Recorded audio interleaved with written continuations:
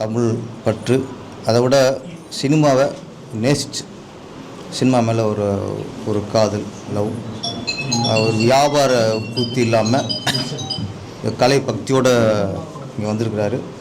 நம்ம பைல்வான் சொன்ன மாதிரி நான் ஃபஸ்ட் கேட்டேன், டேரக்டர் யார் அப்படின்னு கேட்டேன். இல்லை சார் யாருமே ஃபிக்ஸ் பண்ணல, முதல்ல கதை தேடிக்கு இருக்கோம்னாங்க. அதுவே முதல் வெற்றி. ஏன்னா ஒரு ஆசைக்கு நம்மளும் படம் பண்ணணும்னு ஏதோ ஒரு கதையை ரெடி பண்ணி பூஜை போடாமல் நல்ல ஆஃபீஸ் போட்டதுக்கப்புறம் இதுக்கப்புறம் தான் கதையை தேடுறாங்க. அது ஒரு நல்ல ஒரு ஆரோக்கியமான விஷயம். அப்போ வந்து கதையை நம்பி தான் படம் எடுக்கிறாங்கிறது இங்கே உறுதியாயிருது. அப்போ நல்ல கதைங்கும்போது ஆட்டோமேட்டிக் கண்டிப்பாக நல்ல கதை தேர்வு செய்வாங்க, அந்த நம்பிக்கை இருக்குது. இன்றைக்கி உள்ள சினிமாவில் கதை தான் இல்லை. இன்றைக்கி ஏதோ கதை சொல்கிறவங்களுக்கு திரைக்கதையும் இல்லை, கதையும் இல்லை. மக்கள் புது படங்களுக்கெல்லாம் இன்றைக்கி வர்றதுக்கு பயப்படுறாங்கன்னா சில சிறிய படங்கள் போய் பார்த்து அவங்க நொந்துடுறாங்க. அப்போ சரியான ஒரு தொழில் தெரிஞ்ச ஒரு இயக்குனர், கதை அறிவு உள்ள இயக்குனர், திரைப்படத்துக்கு முக்கியமானது கதையை விட திரைக்கதை. இன்றைக்கி நிறைய இப்போ பைல்வான் சொல்லும்போது கிளைமேக்ஸ் தான் கதையாக இருக்குது அப்படிங்கும்போது அது முன்னால் திரைக்கதை இல்லை தான். திரைக்கதை சரியாக இருக்கணும். நிறைய பேருக்கு திரைக்கதை கொஞ்சம் கவனம் செலுத்தணும். நம்ம விசந்துட்டு அதை கேட்டுக்கிறேன், நல்ல கதை தேர்விடுங்க. சமீபத்தில் எல்லோரும் பயமுறுத்துனாங்க, சின்ன படங்கள்லாம் ஓடுறதுலன்ட்டு. அதெல்லாம் பயப்படாதீங்க.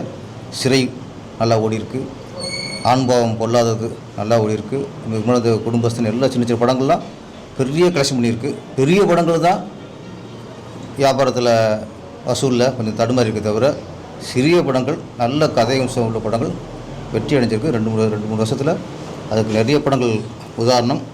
அது மாதிரி கதையில் நீங்கள் துஷந்த் தேர்ந்தெடுப்பார்.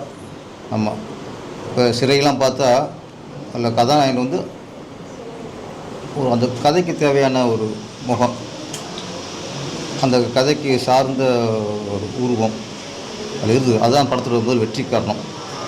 உங்களுக்கும் ப்ரொடியூசரோட பையன்தான், ஆனால் அந்த ப்ரொடியூசர் வந்து தன் பையனுக்காக பில்டப் அதெல்லாம் இல்லாமல் இந்த கதைக்காக தன் பையனை அதில் பொறுத்துனாங்க. அதே மாதிரி நம்ம துஷந்த் அவர்களும் உங்களுக்கு ஏற்ற கதை இல்லைன்னா கதைக்கு ஏற்ற மாதிரி நீங்கள் உங்களை மாற்றிக்கணும்.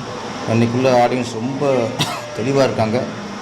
நல்ல சிறந்த கதையாக கண்டிப்பாக வரவு ரெடியாக இருக்காங்க. நீங்கள் நல்ல கதையை தேர்ந்தெடுக்க அந்த நம்பிக்கை இருக்குது. ஏன்னா நீங்கள் கதையை இனிமேல் தான் நாங்கள் கேட்க போகிறோம், இனிமேல் தான் செலக்ட் பண்ண போகும்போது நல்ல விஷயங்கள்.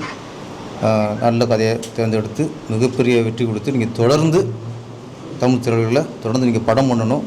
உங்களை மாதிரி சின்ன தயாரிப்பாளர் படம் பண்ணும்போது தான் சின்ன சின்ன தொழில்நுட்ப கலைஞருக்கெல்லாம் ஒரு வாய்ப்பு கிடைக்கும், அவங்களுக்கு ஒரு வருமானம் கிடைக்கும். பெரிய பெரிய பேனர்லாம் பண்ணும்போது பெரிய பெரிய கேமராமேன், பெரிய பெரிய மியூசிக் அப்படி போயிடுவாங்க. உங்களை மாதிரி படம் பண்ணும்போது தான் சின்ன சின்ன டெக்னீஷியனுக்கெலாம் ஒரு வருமானம் கிடைக்கும். அந்த அடிப்படையில் உங்களை வாழ்க்கை மிகப்பெரிய வெற்றி அடையணும். வெற்றி வெற்றி வெற்றி ஜெயிப்போம்.